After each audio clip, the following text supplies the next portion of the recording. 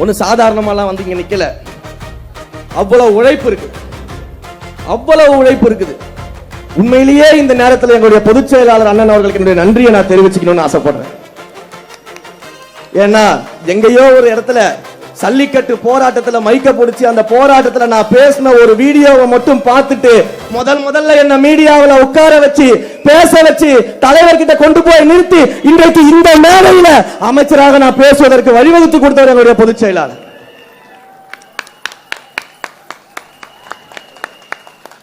எந்த கட்சி இல்ல. எனக்கு முன்னாடி பேசும்போது அண்ணன் ராவுத்தர் இப்ராஹிம் சொன்னார்ல, பொதுச் செயலாளரை ட்ரோல் பண்றாங்க, விமர்சனம் பண்றாங்க. அண்ணன், ட்ரோல் விமர்சனம் மட்டும்தான் பண்ண முடியும். அவரை மாதிரி இப்படி இருக்கக்கூடிய கடல் கோரி தொண்டர்களை மேடையாற்ற எந்த கட்சியில் இருக்கக்கூடிய பொதுச் செயலாளரும் முடியாது. அப்ப அப்படிப்பட்ட உழைப்பாளிகளை கொண்டது நம்முடைய கழகம்.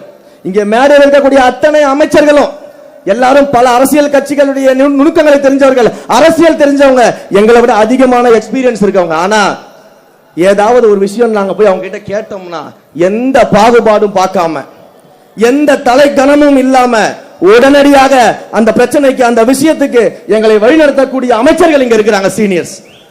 எந்த கட்சியில இருக்கும்?